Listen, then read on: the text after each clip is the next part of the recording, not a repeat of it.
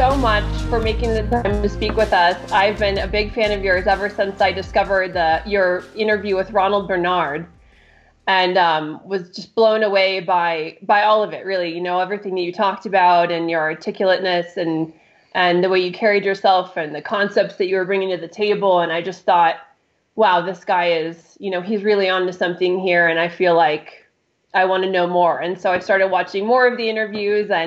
And for those who don't know or maybe aren't familiar, Sacha's the founder of the New Earth Project and also Humanitad. And, you know, he's a big critic of blood sacrifice. He's a big critic of, you know, the disease of globalization.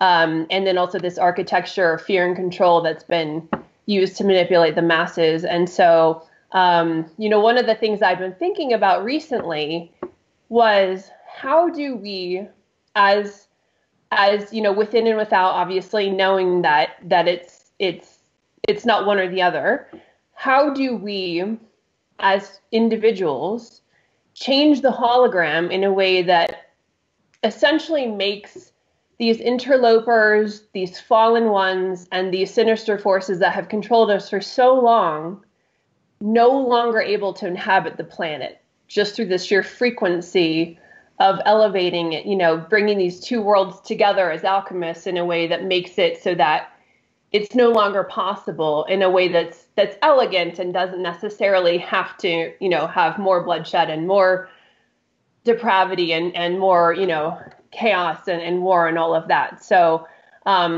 it occurred to me that you were the very person to ask that question of. And so I would love to just start things there, and we can, you know, continue the dialogue. I'm not too sure of the question.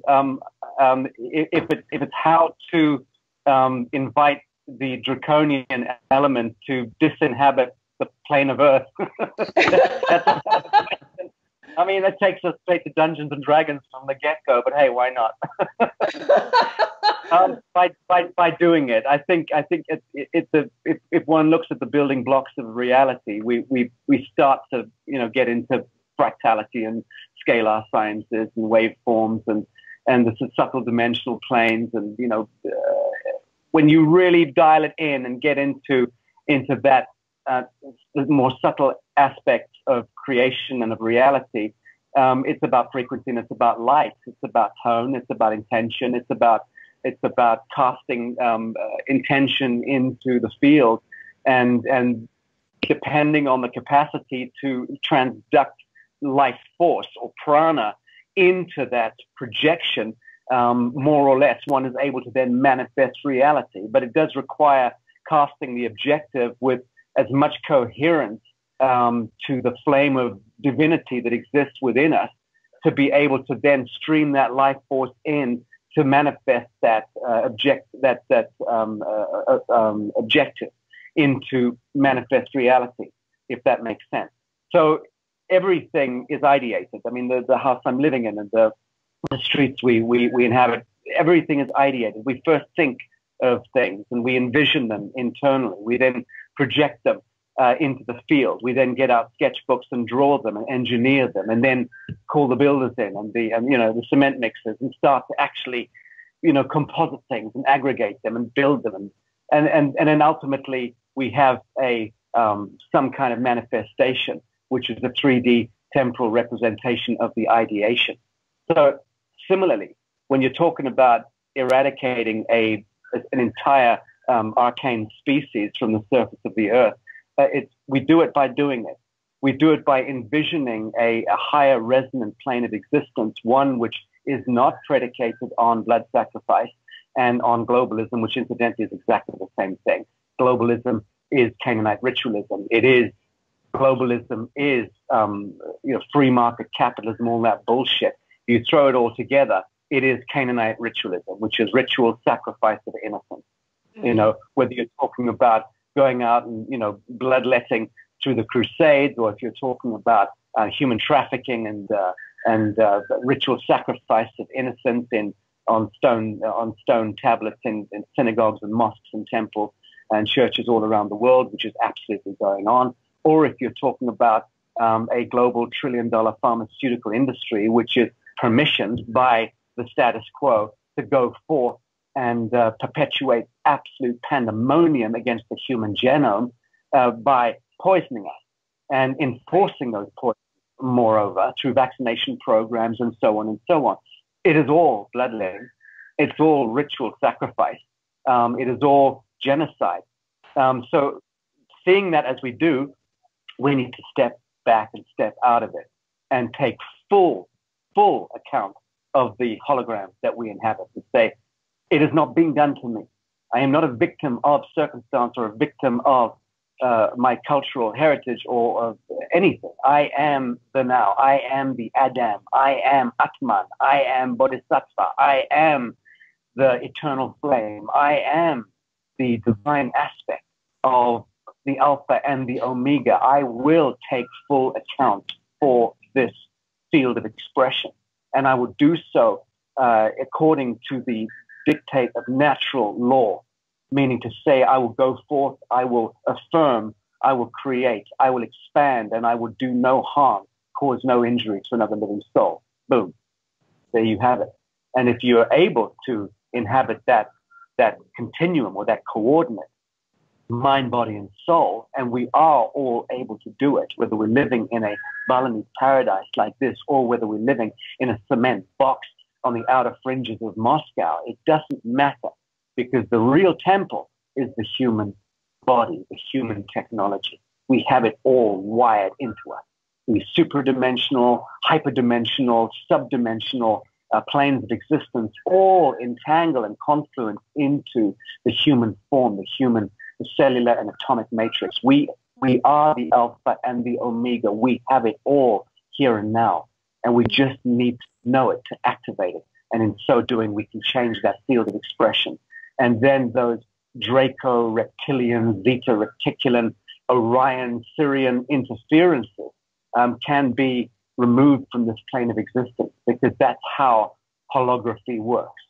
It means you and I engaging a higher frequency pattern, insisting and ensuring that that is anchored to this plane of existence, changing the frequency and the bandwidth, and thereby making it uninhabitable to those elements which are essentially vicariously living through the human experiment.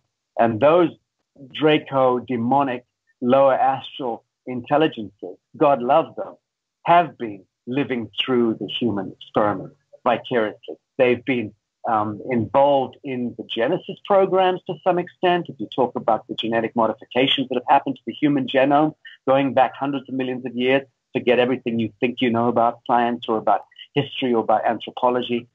We are hundreds of millions of years in age as a human species. There have been multiple seedings of humanity. It's absolutely clear.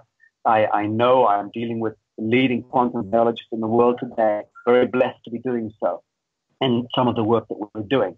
And in fact, in June of next year, we're launching a huge international summit, which is going to be largely introducing the real heritage of the human genome into the mainframe, with multiple biologists and scientists and academics coming to a summit to do that. So we need to first identify who and what we are, how incredibly immanent and powerful and majestic we are, own it, and then change the hologram. Simple as that. No, go ahead.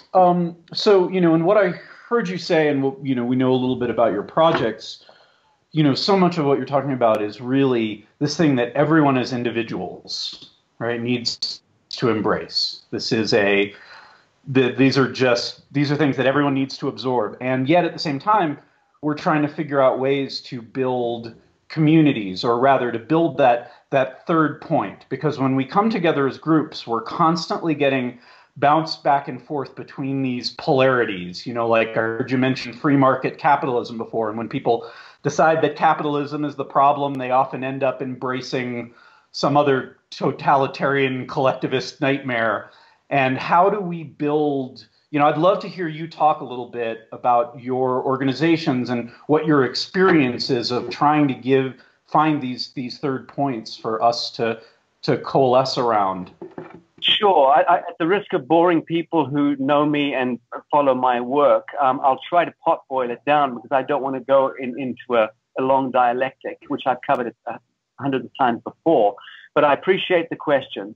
And to that end, that I am somewhat the progenitor of the Humanitad Foundation, which has been going for 20 years, and that's involved in citizen diplomacy and in backroom diplomacy and politicking and horse trading, in protecting scientists and doctors and their innovations and patents and so on, so helping to bring things to the market, and ensuring right action can prevail in many different areas of focus. Then the New Earth metric, or the New Earth project, New Earth Nation, was the more philosophical, spiritual aspect. No, I'll take that back.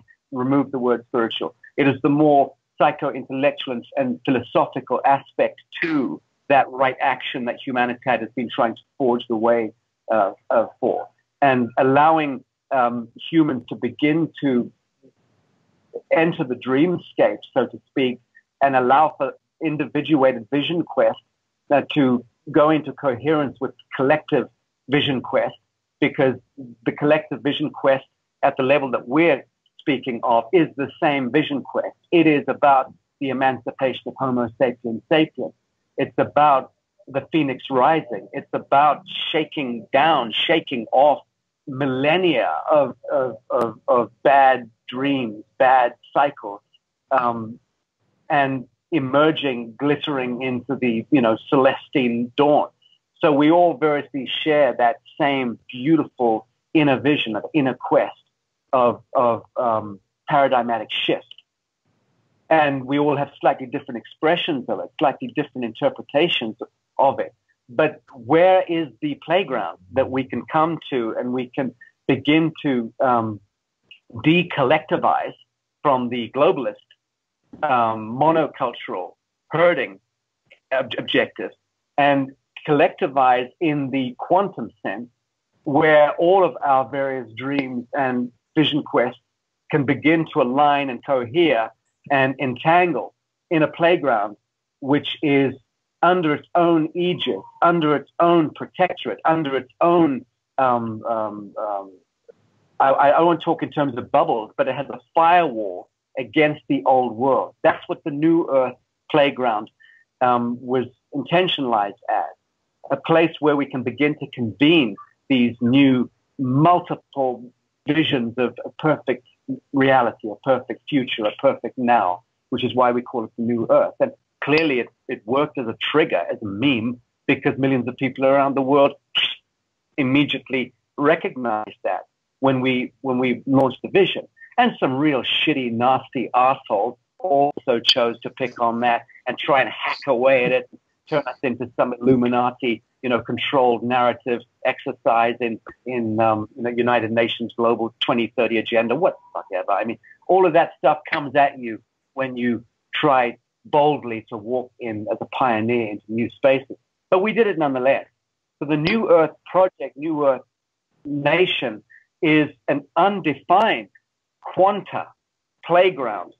And that then started going into a very kind of metaphysical, etheric space of lots of people dreaming lots of different dreams, but arguably not enough anchoring going on, not enough grounding going on. And so lots of ideas about how to build the best, ecological conscious community.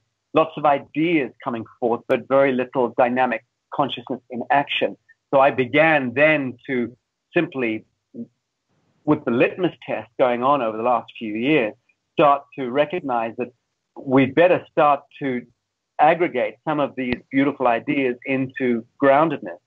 And then began the process, certainly here in Bali, and there are other examples in the world, but building the New Earth Haven here and beginning to manifest that pattern of perfection. We began that a couple of years ago, and we've now succeeded enormously, where we don't have a commercial venue, but it's exquisite. It is a pattern of perfection. Thousands and thousands of people are flooding here to see it and feel it and participate in it. And it's real. And everyone, bar none, leaves deeply inspired, I think, and deeply touched by by the fact that it is possible to envision something perfect in an imperfect world, bring together a goodly grouping of people and begin to manifest that. So the New Earth Havens came out of the New Earth Project to start to create these enclaves, create the living template. And then the one bit that has always been, which I promised at the beginning of the New Earth Project, was law, and to be able to utilize law in the truest sense, which is in accordance with natural justice, natural law forms.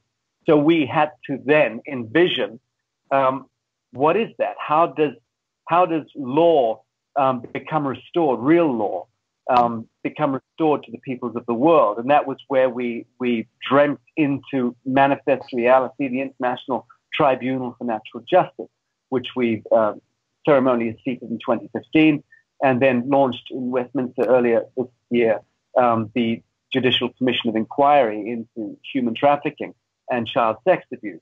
And within a few weeks took center stage in the world in that narrative, which happens to be the most important narrative of all, the one that is underpinning our civilization, the one that we began this conversation with speaking to, Canaanite ritualism, sacrifice of innocence.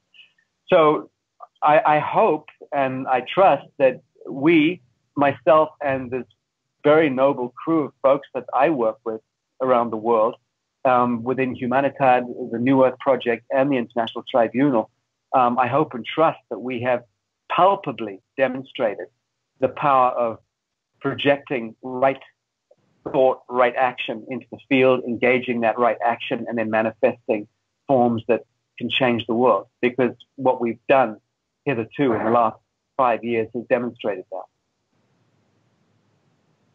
What can you talk a little bit about how you envision, a proper legal system, or how you would take divine law and implement it in the physical? That's what the International Tribunal is about. I would just urge you to study. We've put out hundreds and hundreds of articles. We've published multiple magazines, which we've given freely to the world, the sovereign voice. We've elucidated that metric over the last few years. We launched the court. We've presided over multiple hearings. They're in the public domain. We then launched the Judicial Commission earlier this year, had bishops and judges and secretaries of state and very powerful people from all around the world flying into Westminster. We made 40-odd films there, which are also in the public domain now through the commission.itnj.org website. They're there. Many, many millions of people from around the world have already seen the films, and we've stirred up that conversation. I've been contacted by intelligence agencies from around the world who have acknowledged and saluted what we've done, recognizing, of course, that the intelligence agencies of the world are largely responsible for human trafficking and pedophile rings and drugs and guns and gold. But good people within those agencies have come together and appear to be routing out the nefarious elements.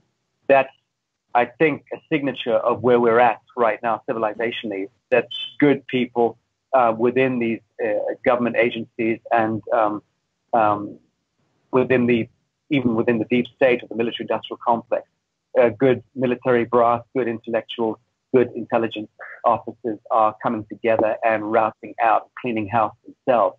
That is absolutely a signature of 2018, 2019. Actually, I would say it's a signature of the Trump administration, and certainly the Putin legacy as well. I think history will reflect that Putin and Trump are the two living men of the living soil who have managed to rout out the Babylonian priesthood one way or the other. And that's not necessarily a testament to their own vision and their own noble expression, but they are certainly the totems that are at the front of the incumbency of the Russian presidency and the American presidency that have aligned for the first time, I believe, in history, certainly since the globalists, the Marxists took down the Russian Empire, the imperial house of Russia, over 100 years ago.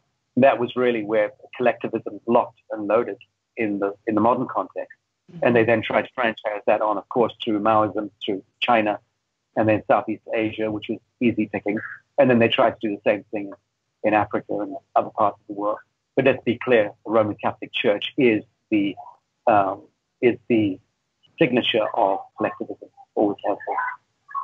Mm-hmm.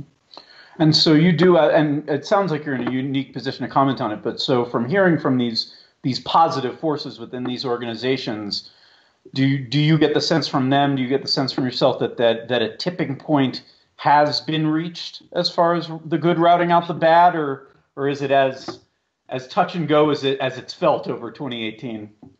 No, there's no question about it. I mean, I've been saying this for some time, but the battle's already won. I know it to be true. I don't even need to conjecture it. The battle is already fought and already won. We're living in the shadow of time right now. We're still living through muscle memory reflexes. There's still a very noxious kind of noosphere that prevails over the earth, which hasn't become actualized yet. It hasn't activated fully. It's under activation.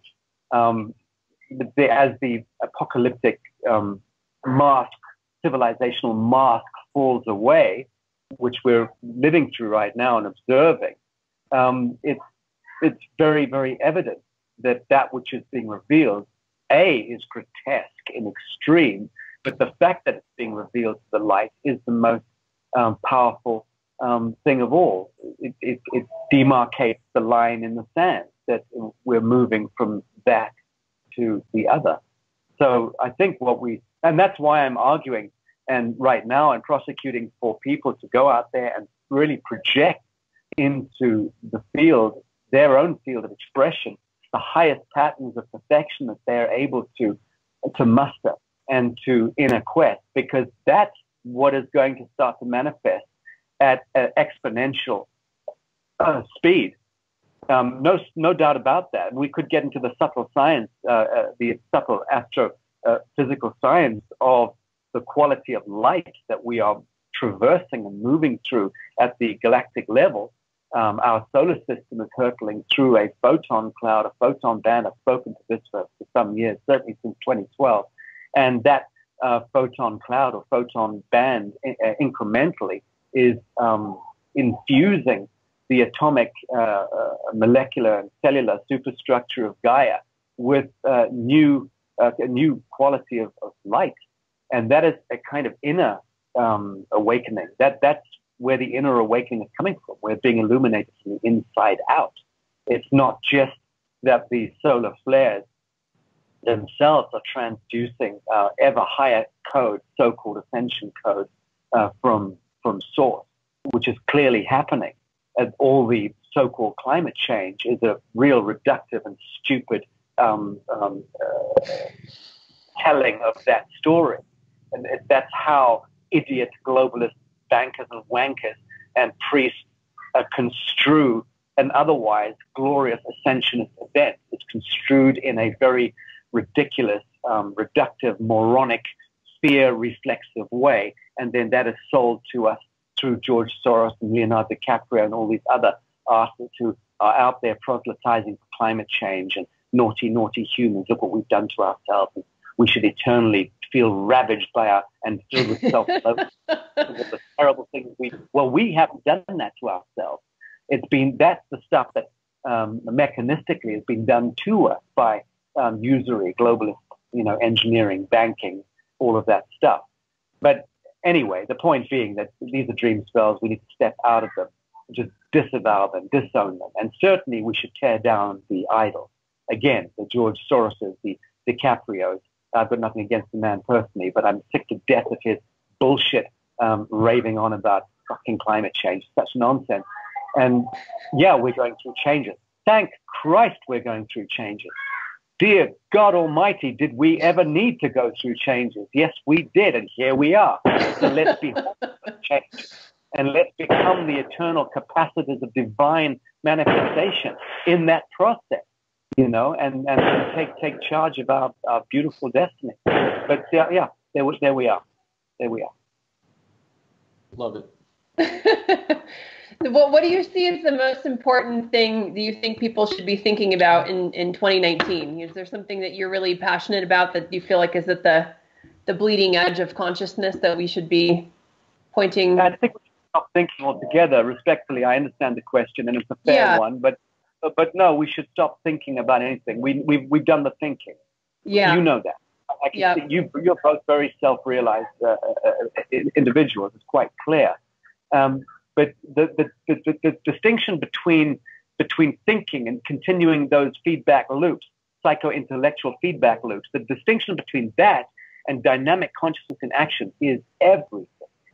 So when we now just go for pick up the pitchfork and storm the Bastille and rout out these demons in our municipal offices and in our government houses and the agencies and the tax office and the customs and excise and the immigration, all of these diabolical technocrats and troglodytes and bureaucrats who are the ultimate firewall between humans and humanity, we need to take that on. We need to take on bureaucrats. We need to get people in costumes to stand down. So I'd say that dynamic consciousness in action right now is about everybody setting forth every day and challenging the idiocy of bureaucracy on the street. And that's including police.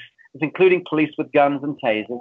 It's including customs officials at airports and people who are doing the security scans and all the rest of it. We need to get in their face. We need to reflect our humanity back into them as a blazing light so that they can begin to re-identify with the atom seed of their own self and begin to arguably transcend their troglodyte status of shuffling around being a prison warder for their own fellows and actually get into an expression worth inhabiting in life. Nobody in one of those godless crimpline costumes with badges all over them enjoys that experience foundationally. None of them. You've got a lot of perverse police strutting around like hogs, enjoying tasering people in the face. They're perverse individuals, and they arguably make up more than 50% of the force.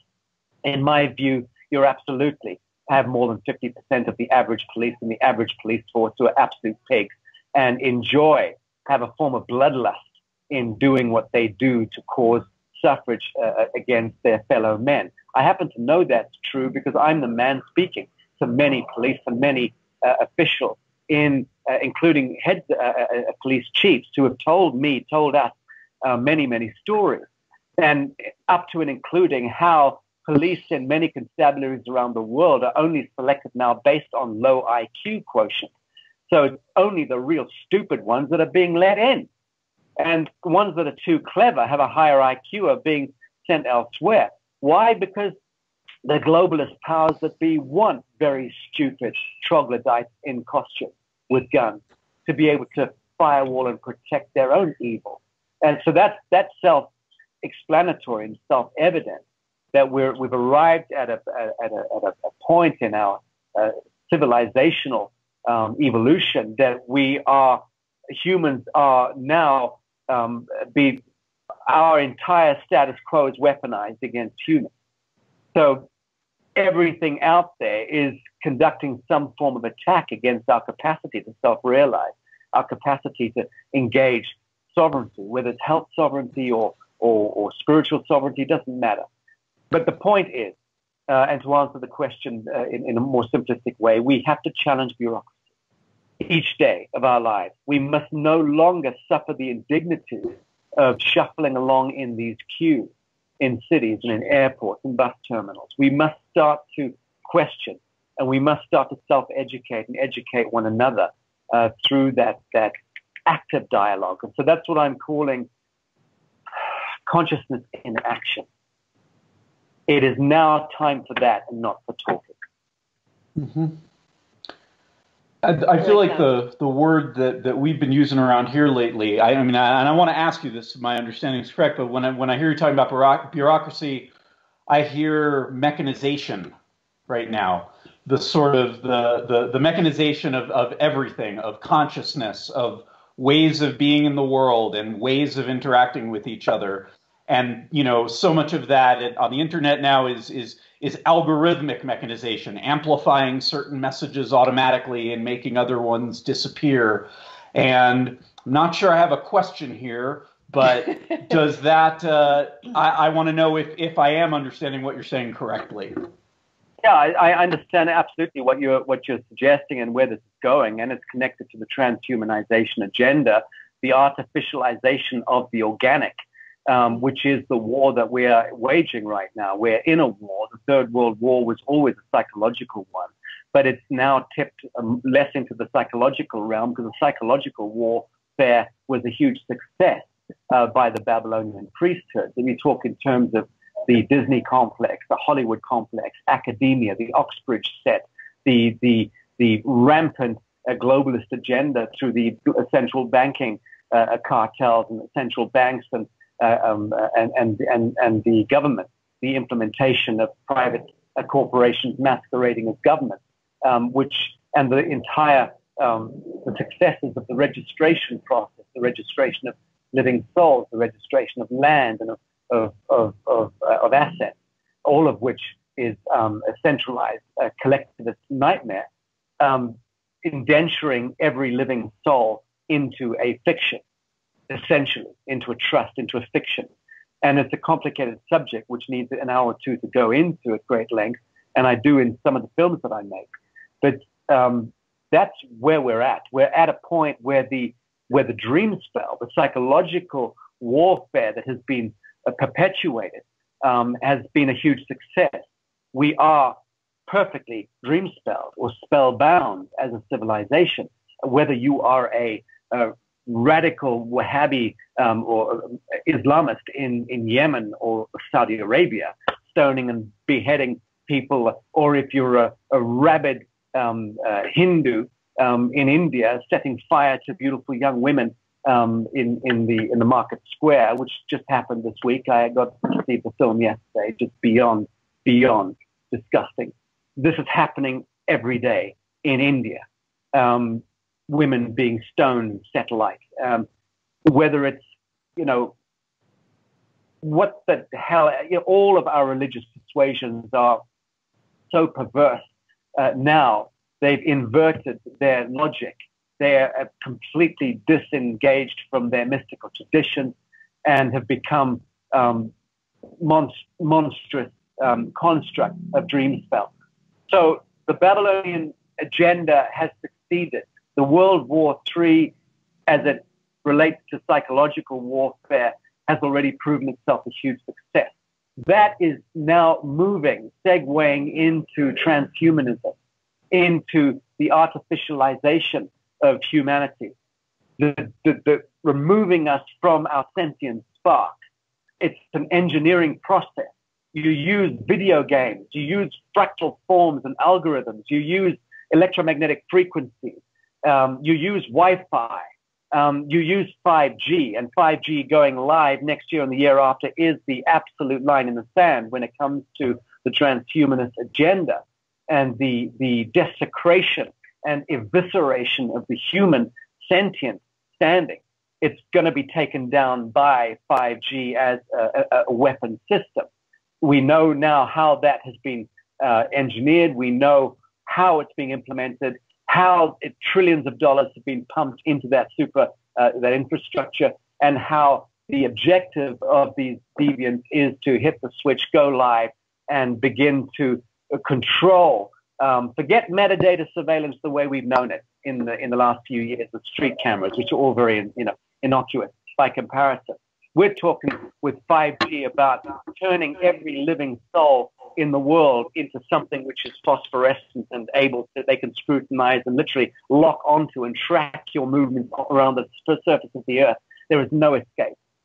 Even if you're on the top of the Himalayas, you are tracked, mapped. Not only that, they can actually target your genome, go into you, DNA signature specific, and lock frequencies into you, dial them up, dial them down, give you a heart attack, give you cancers, all sorts of horrendous things can be done in a very directed way. Talk about direct energy weapon system. 5G is the ultimate planetary lockdown when it comes to weaponizing the superstructure of the earth against human beings. So that's underway. Is it going to succeed? No. No, it's not. And it's not ultimately to succeed for various reasons. Is there going to be collateral damage and a lot of people injured and hurt? And yes, that's almost certainly going to happen. In the same way that Ebola, the same way that HIV/AIDS, the same way that avian flu, swine flu, bovine flu, all of this bullshit, genetically modified viruses were put into the field by these Jesuitical interests through the Center for Disease Control and the medical fraternity, the pharmaceutical industry propping it up.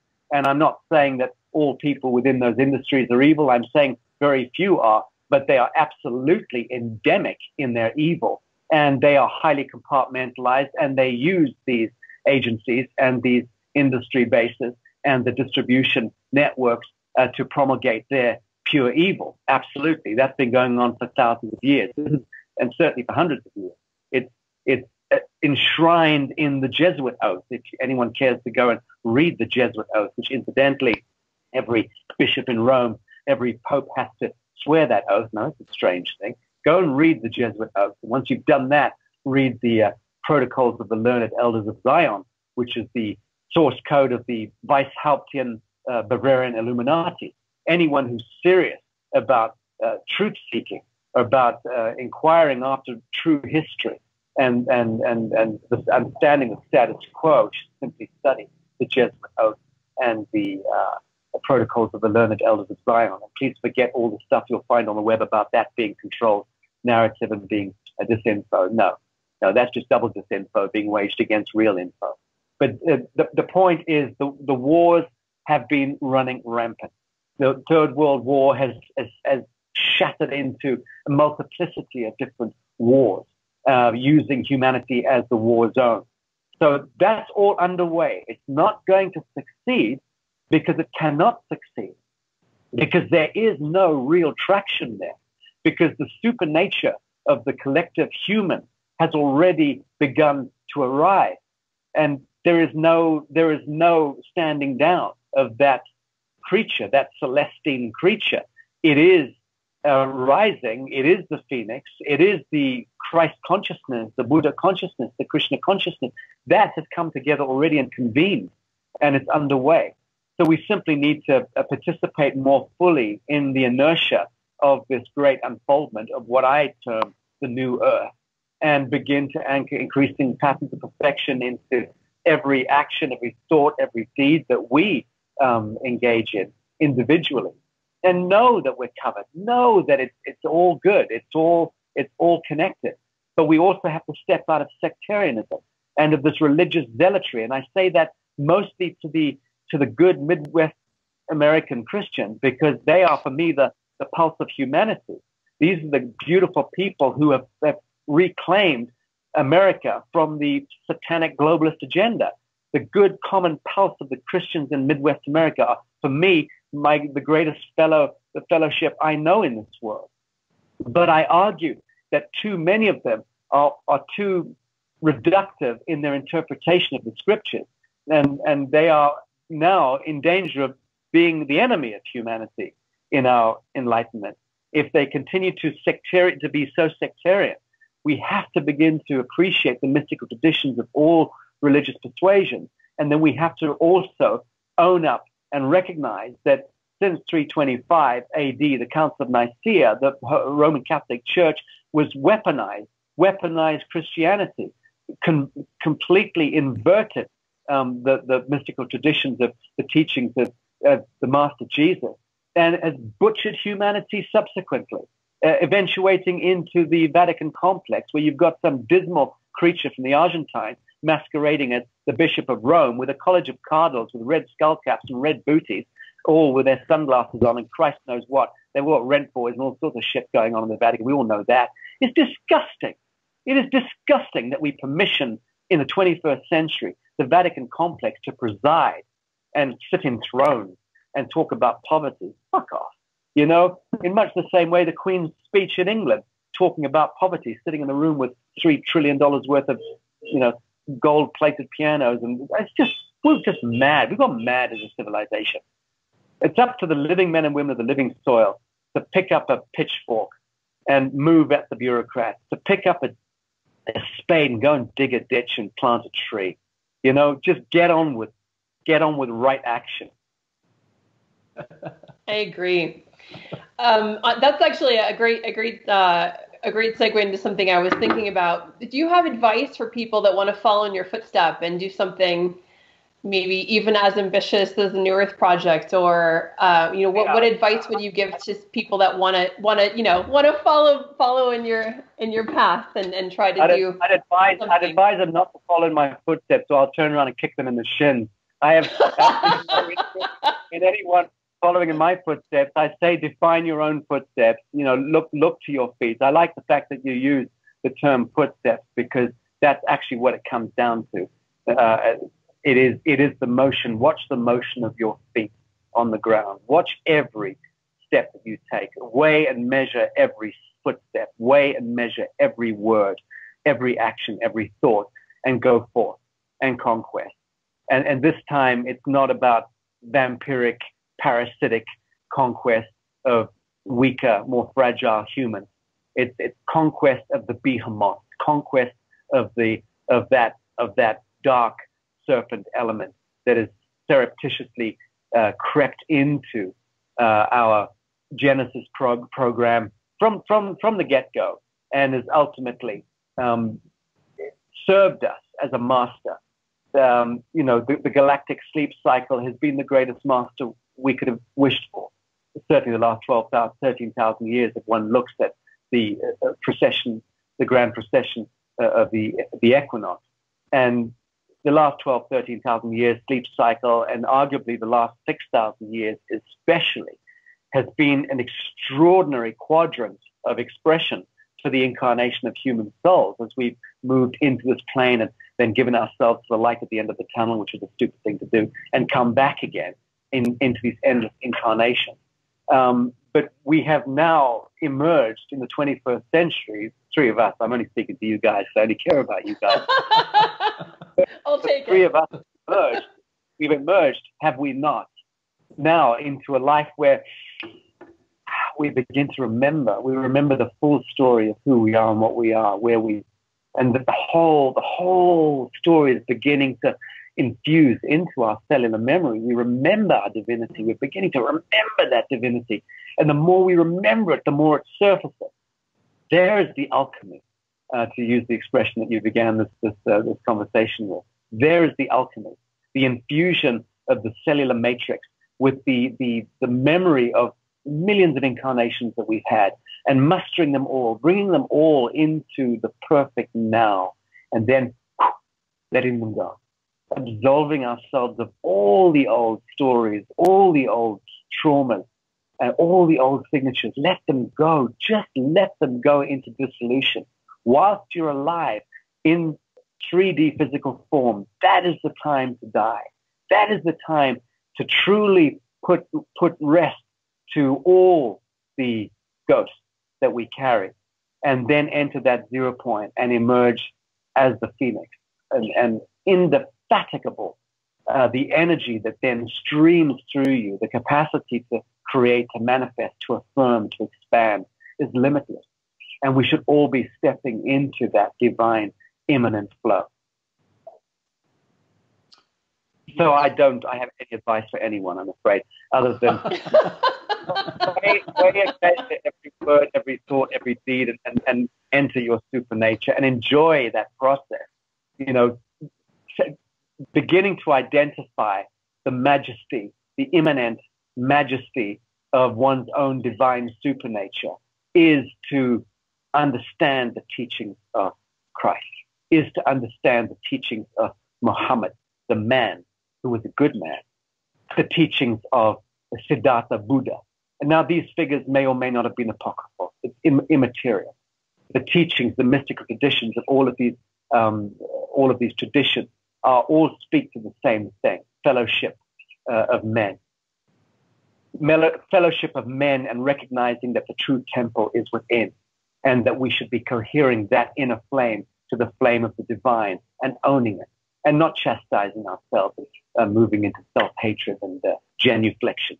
which is all about idolatry and externalization of our spiritual dimension. No, own it, bring it inwardly. That is not Satanism. That is not Luciferianism, as many reductive Christians and Islamists will think.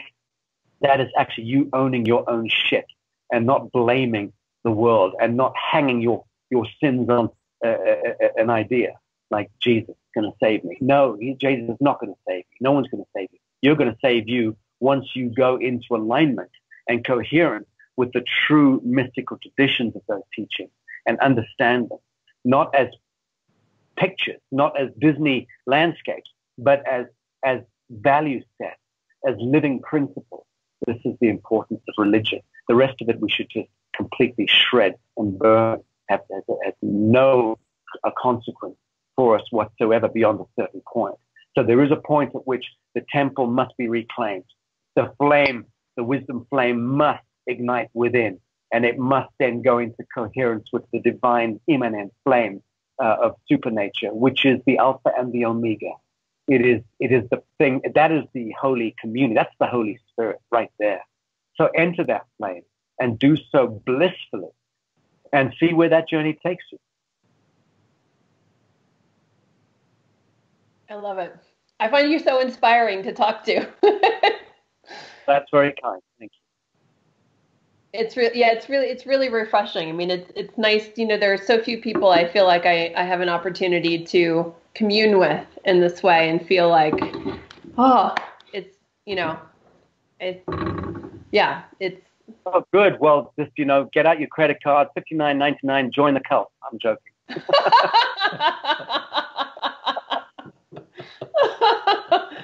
I only say that because I was reading some stuff on social media yesterday that I'm a cult leader and we run a very, very propitious financial operation, apparently.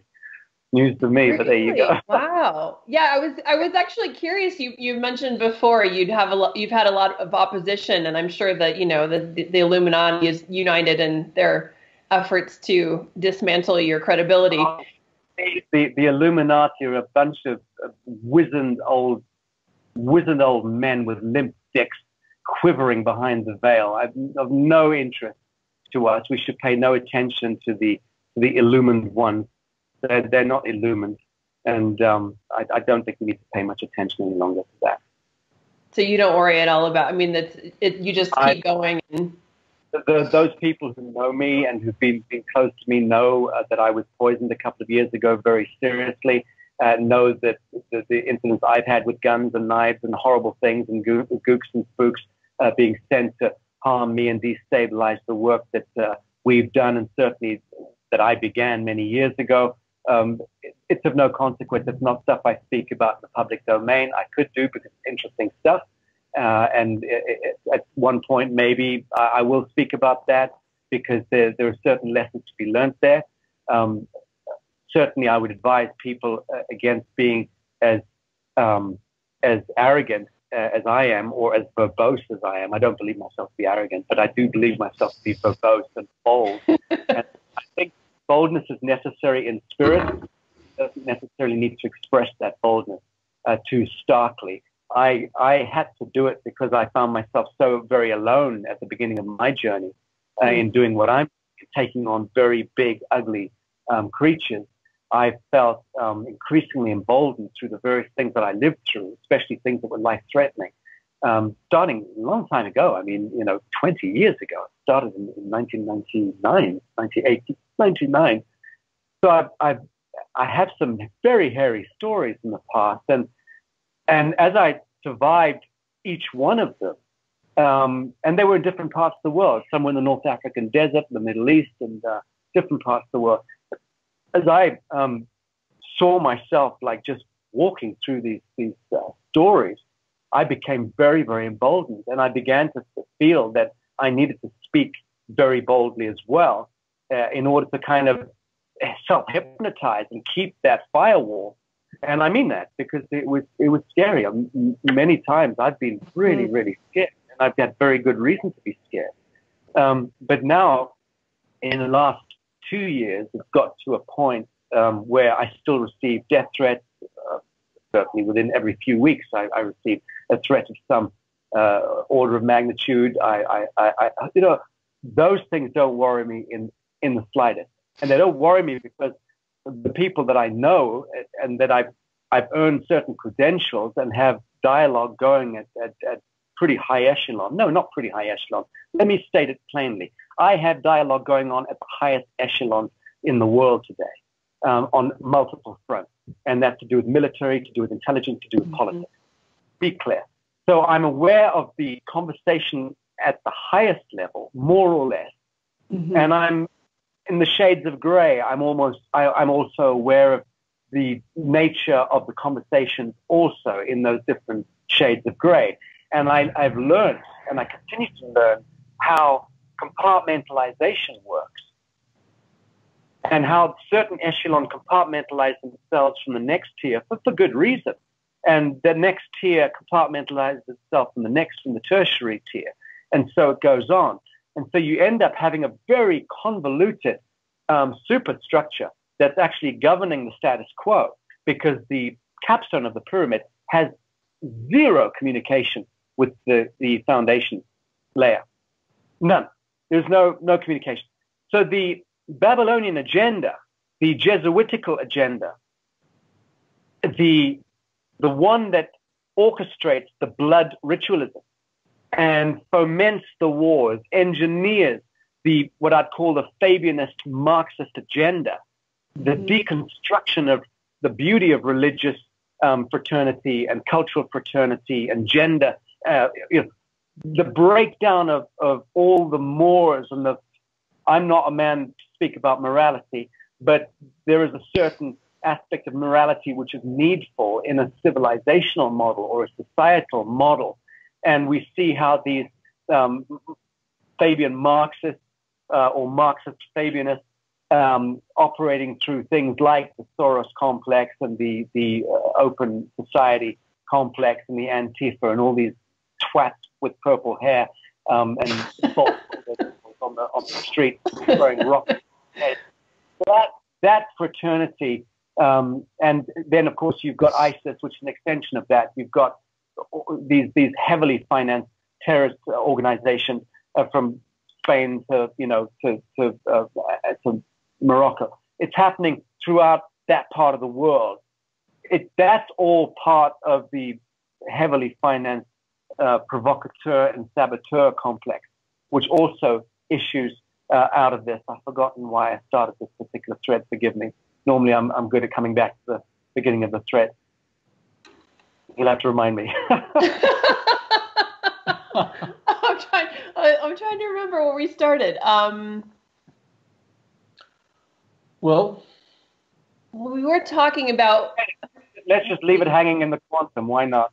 Well, maybe we could just pick up another thread and go with that one, because when you're talking about being bold and being verbose, and I think when I speak, I'm going to try to speak for both of us, even though I can't really. Is that part of what's inspirational about it, and part of what's effective about it is that that you are speaking through these in this way that's a bit spherical, and that is not just about stringing together some idea, that, like you said, enough thinking, that we're the thing we're all trying to do is put together this balance of right thought and feeling and action and all of these things, and you're communicating in a way that's very bold and that is constantly sort of spiraling around things. And for those of us who are really it takes you into the space that reminds you that all of these narratives and all of these things we're in and all of this blah, blah, blah in the world is all a bunch of lies, and you just need to keep moving your consciousness into these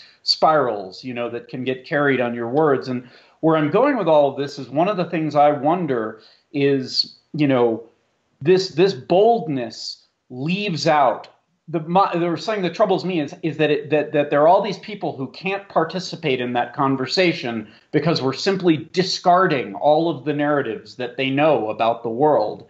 And I have been wondering, are there stories that we can tell that will build a bridge for them, or do we just have to knock it down with a sledgehammer? What do you think?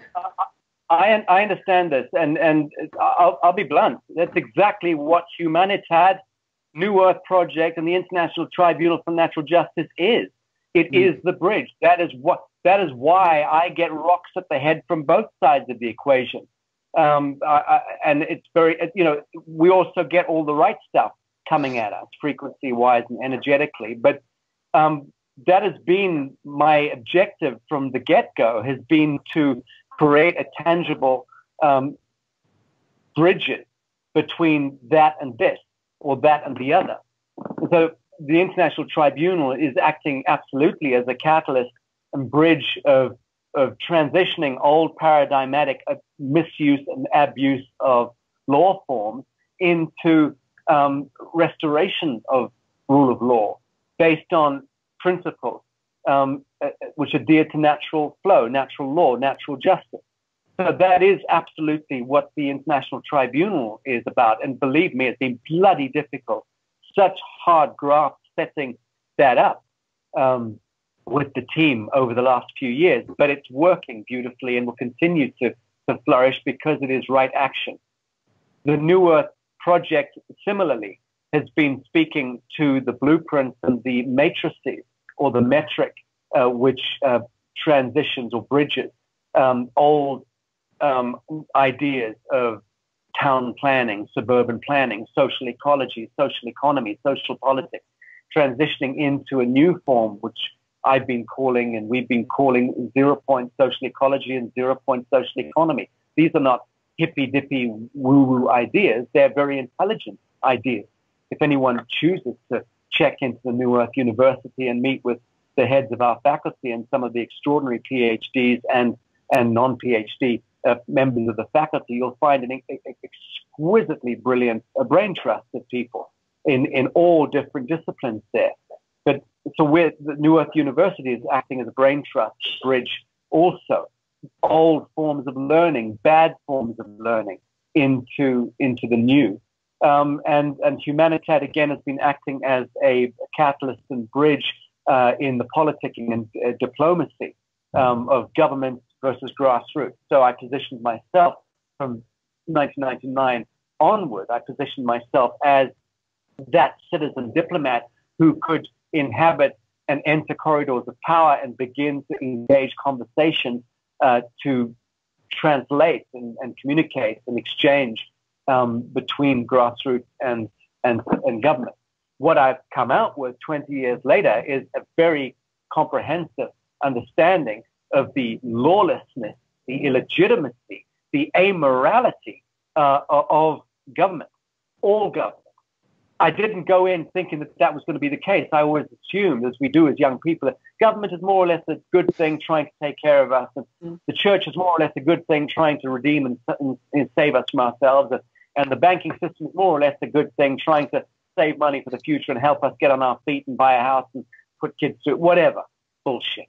Absolute bullshit. What I learned is that the bank is the church, is the crown, is the state. They are all the same thing. That Cronus is the titan which devours its own young. That is the premise of ritual sacrifice of innocence and a blood harvest.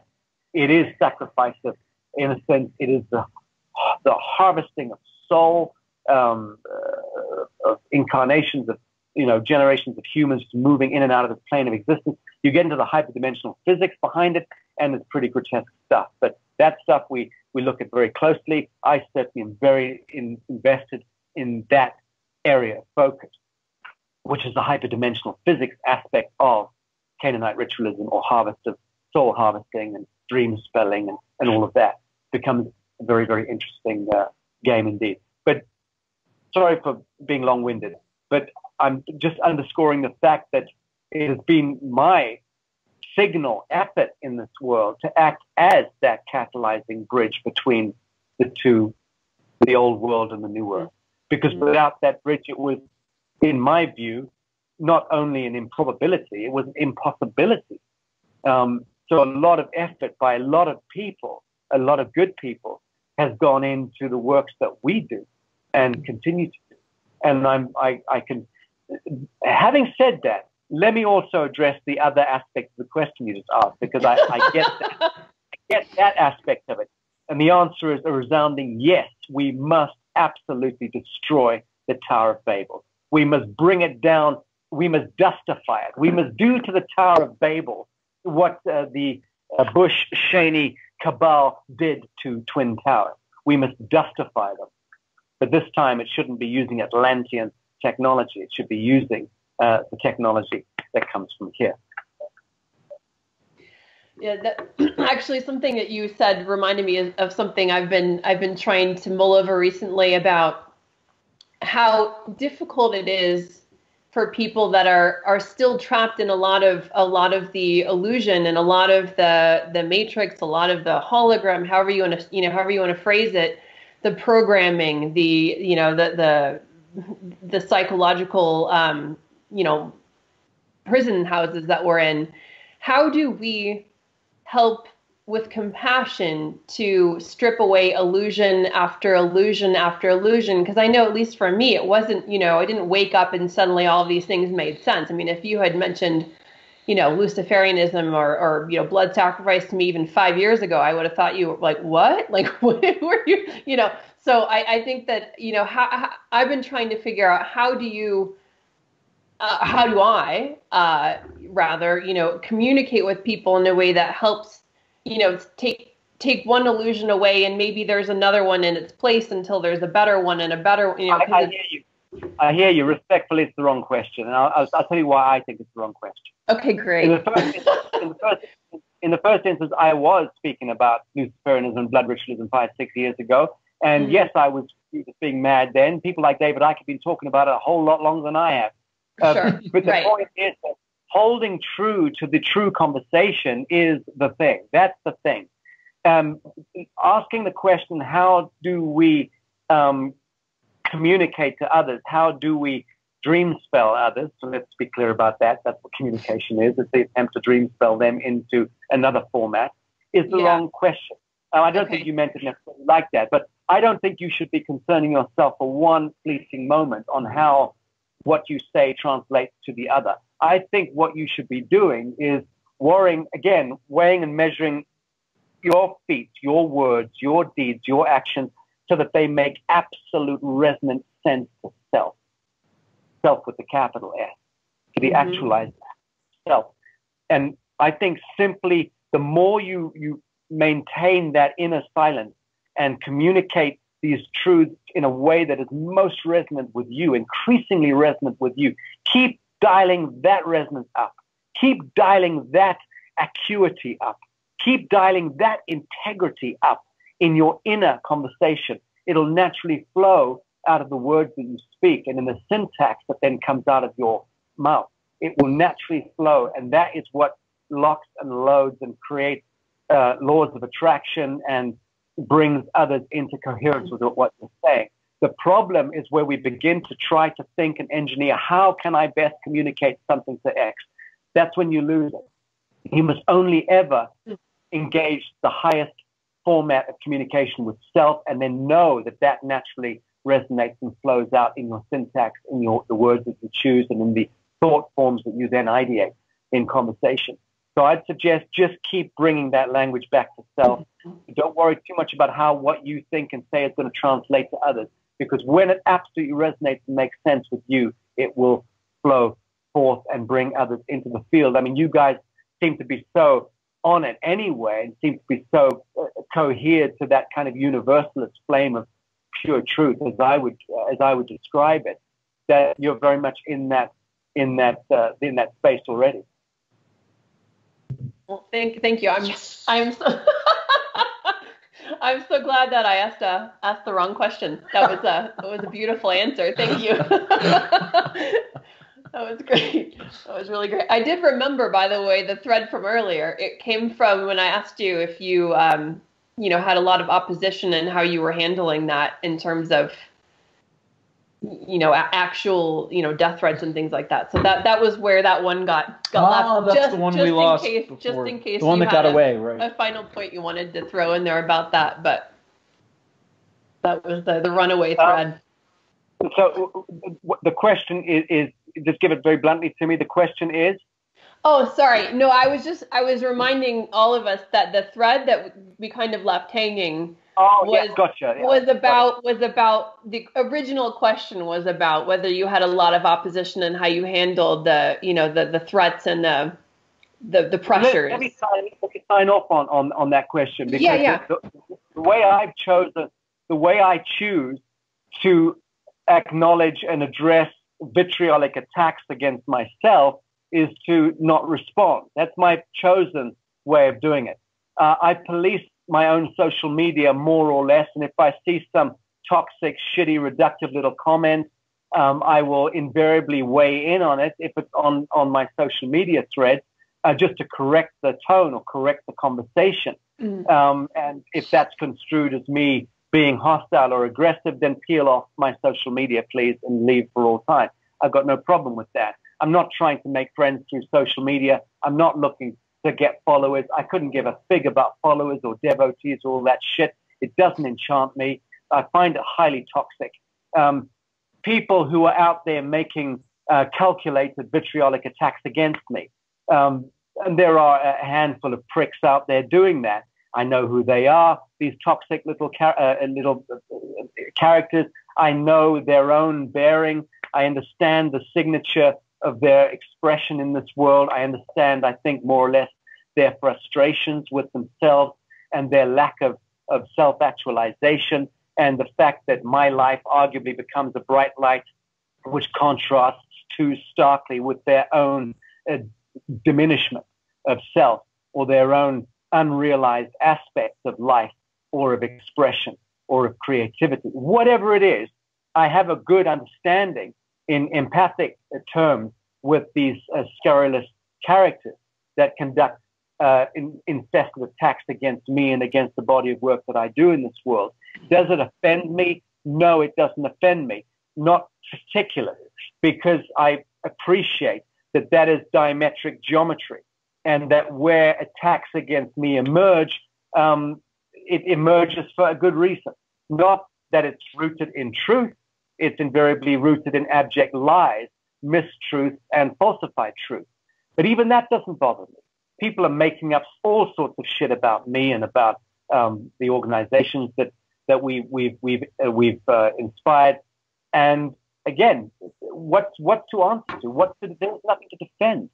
I have other people contacting me saying, "Why on earth aren't you defending? This film has been made about you, and these accusations are being made. Surely, you know, I'm not a legal scholar. I'm not a debating scholar. I don't care about answering to spurious charges. Why would I give a damn? What I do is I evaluate the level of the intellect that is pitting themselves against me. And if they are subpar and are 3.5 kilometers below my punching weight, I'm not going to bother to punch them in the face, because if I did, I'd break all their teeth and probably damage them for all time. And that's causing injury to another living soul. So my bottom line is, I measure and weigh my words and my actions. And I am the one out there propounding the values of cause no harm, loss, or injury to another living soul. And I mean it. So even if I'm being attacked and having rocks thrown at the head by an individual, I'm not going to attack them and injure them as living souls. Even if they are morons and demented and all the rest, they'll do one to themselves. There was some young woman going out making little interviews saying that I was a sexual predator. Well, that's funny. I did actually remember who this woman was, and I seem to recall that she was the one who was more predatory at the time. But I could have answered to those charges a couple of years ago by making my own little, responses and come out. And there was just a young woman who I think probably wanted more affection or more attention from me than I was prepared to give at the time. And because I excised her from my life at that time, delicately, I believe, she was vitriolic and came back with some nastiness. And there have been a couple of women more recently in the last 2 or 3 years in my life who have done that and have attempted to damage me by making very spurious charges. I'm many things, but I'm not, the last time I looked, I wasn't a predator. I'm too bloody busy to be engaging in that kind of behavior.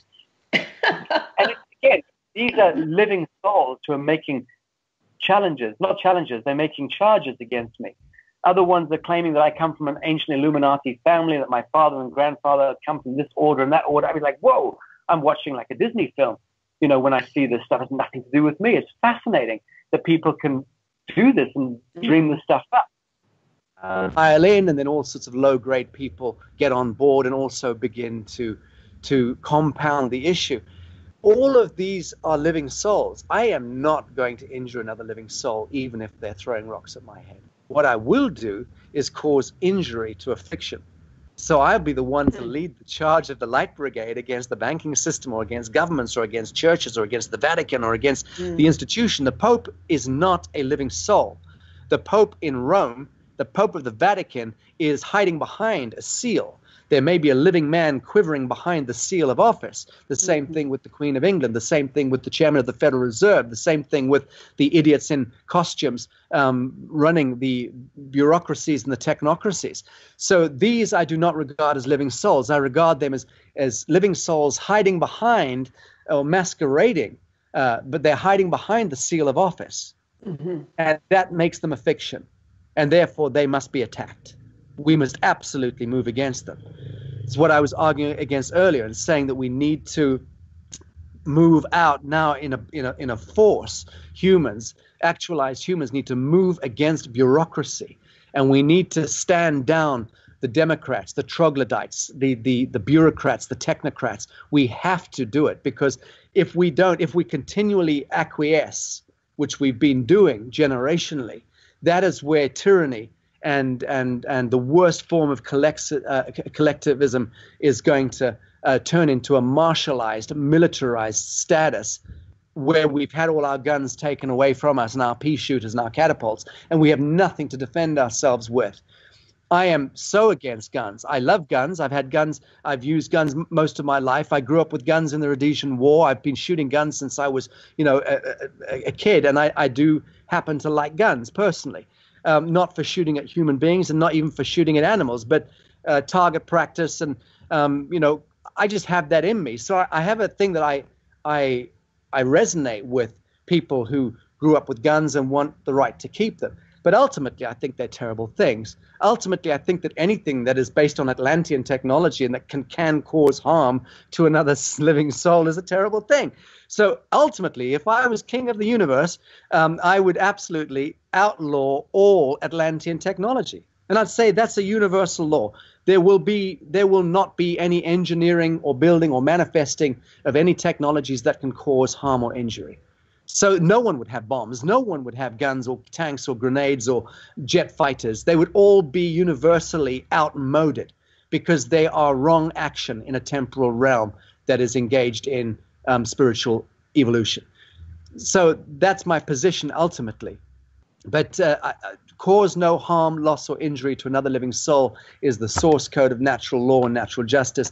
I live according to that credo, which is why I don't attack morons that attack me.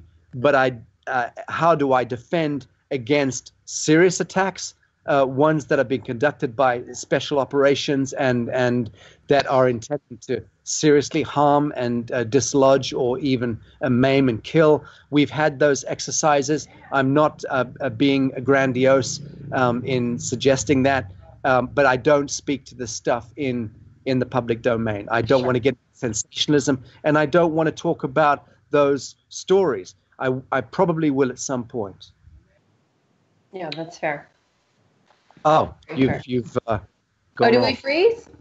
I can't hear you. I've got to turn my Bluetooth off, and you should probably appear on the speaker. Are you there? Hello, hello? Can you hear us? No? No, I've got you. I've got you back. Oh, yeah. Good. Well, is there anything that you'd like to, promote of what you're doing, or anything that's on your heart and mind that you'd like to share we haven't already gotten into? No, not really. I'm not too into promoting anything, but I can let you know. That we are doing a festival in Indonesia, in Bali, next June. And if anyone's interested, they should clock into to my social media or to the New Earth social media. But we're doing a big 7-day festival here. It's going to be a lot of art, a lot of beauty, a lot of consciousness, a lot of all of that sexy stuff. But there's also going to be some intense conversations taking place. We got a couple of dozen international speakers coming in, heavyweights. And we're talking up GMOs, we're talking up vaccination programs, we're talking up pharmaceutical industry, we're talking up 5G, we're talking up the weaponization of the biosphere, we're talking up the weaponization of healthcare, and we're also staging an international tribunal for natural justice. Will be initializing a judicial commission of inquiry into weaponization of the biosphere at the end of the festival. That's also taking place in Asia. So that's a very big planetary signature event or agenda that we're developing and doing the pre-production on right now. Amazing. What's the festival called? Ancient Futures Festival. It's the second New Earth Ancient Futures Festival, and it will be staged in Bali at the New Earth Haven in June 17th to the, I believe, third week of June. Third week of June. The equinox. Yeah. What's that? Oh, I said just so people know. No, that's great. Yeah, I believe it's the 19th to the 24th. Excellent. Fantastic. Well, I feel like we've used a lot of your busy time, so I don't want to keep you, but do you have any other questions we didn't get to? Or I think we did it. We did it? Thank you so much. This has been amazing. Great pleasure. Love Likewise.